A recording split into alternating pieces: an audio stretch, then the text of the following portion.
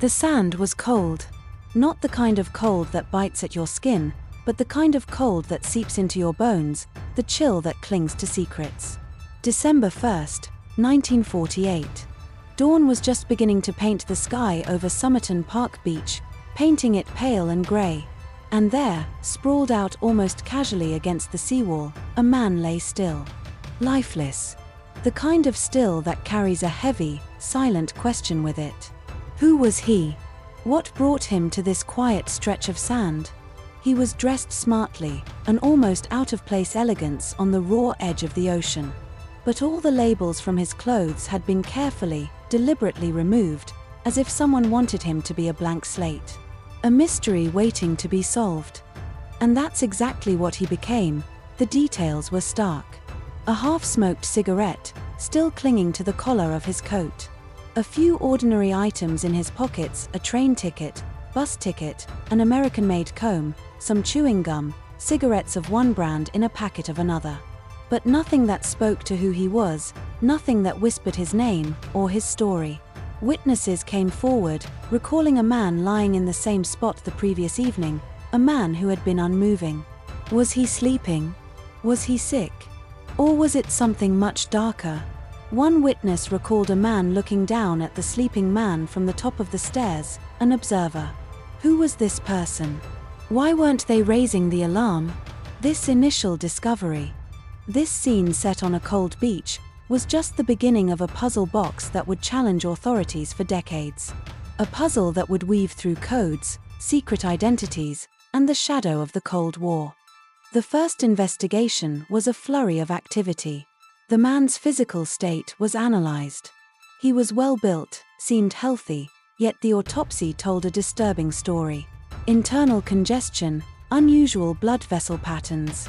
The medical examiner stated he did not die of natural causes, suggesting a poison that defied identification, a poison that could be disguised, untraceable. But what kind of poison? Why this elaborate charade of removing tags and belongings, yet leaving a few seemingly insignificant items behind? Was it an accident? Or something far more sinister? Even more confounding was that the body showed no obvious signs of vomiting or convulsions, usual reactions to poisoning. Which led to a terrifying possibility. He'd been moved. What if the beach was not where he died, but a stage, a final act placed carefully for discovery?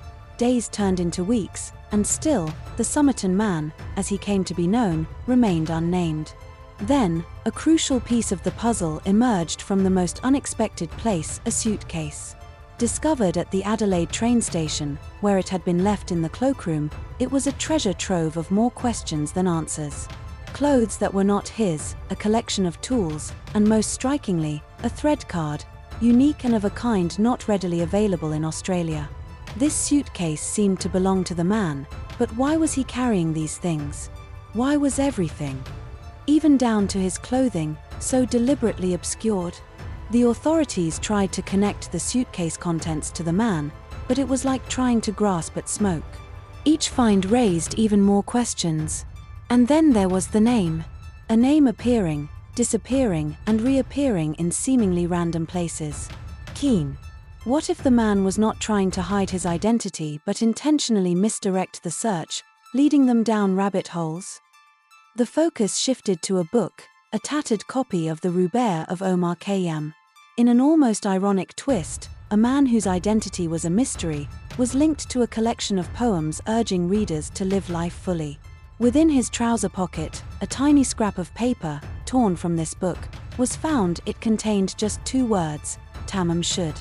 An ancient Persian phrase that means it is finished, it is over. The chilling implication was that he knew his fate. How and why had this scrap ended up in his pocket? The authorities located the book from which the piece of paper was torn, and then things took a strange turn. Hidden, almost invisible inside the back cover was a string of letters, seemingly random. Some struck out, some in a sequence that hinted at something. A message. A code. Here, we stand at the heart of the mystery. A code that has baffled experts for decades. Did it contain information about who the Somerton Man was? Or was it something else entirely? A message to someone? Or a sign of a troubled mind? Many have tried to decipher it.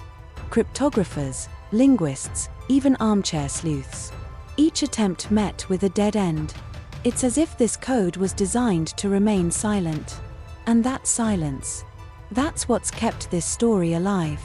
The fact that here in front of us is an unbreakable code. A man we cannot identify. A mystery that begs to be understood. If you're finding this story as intriguing as I am, take a moment, hit that like button. Your support helps keep these historical puzzles alive. Also, consider subscribing for more mysteries that might just stick with you. The trail led to a name, Jessica Thompson. A nurse who lived close to the beach. Her phone number was scrawled in the back of the book. Why? Did they know each other? Her reaction when shown the plaster cast of the man was described as near collapse, a level of distress that suggested recognition. But she denied it. She said she'd given a copy of the rubaiyat to a man named Alf Boxall. And Boxall's copy, when found, was intact. So it wasn't him. What was the connection to this Jessica Thompson? And why did she ask authorities to keep her name and contact private? Secrets upon secrets began to pile up. Did she know more than she was letting on? Was she afraid? Or was she protecting something more? What truth was she holding back? The police, in their frustration, speculated he was a spy, that his death was linked to something bigger. The emerging Cold War, the fear of unseen enemies, it all seemed to fit, like a shadow against a wall. Some suggested he worked in the intelligence community. Could it be true? The removal of his labels, the use of a code, the untraceable poison. It all suggested a hidden world of covert activities. But then another angle emerged. What if the Somerton Man was simply a man trying to disappear? Maybe it was personal. Maybe it was connected to something less grand than espionage. The search has been long and relentless, but so many pieces have been kept out of reach. And in those missing pieces, there might just lie the truth. The story moves forward to the present, with modern DNA technology, a new focus on a case that had seemingly gone cold. Hair samples taken from the plaster cast of the Somerton Man revealed a mitochondrial DNA that is rare to most of the population. This DNA testing, for the first time, provided some clarity in this decades-long mystery. It pointed towards a name: Carl Charles Webb, an electrical engineer who went missing. Could this be our man? The man who died on Somerton Park Beach all those years ago? The details of Webb's life were unearthed: his marriage, his struggles, his interest in poetry, his brushes with suicidal ideation. All these pieces that started connecting this man to the Somerton Man. And there he is, in 1921, in a football photo. A young man. A face now connected to the Somerton Man, and now connected to this mystery that stretched for over 70 years. Is this who he was? A man lost from his family, and now, found, decades later? The case is still being worked on, and there are other names that might be connected to the Somerton Man, but this one seems the most promising. Was this the end of the search? Can we finally find closure to this case? A man, unknown for all these years, and now, with a name, a family. A story. The mystery may be solved, but the questions still linger.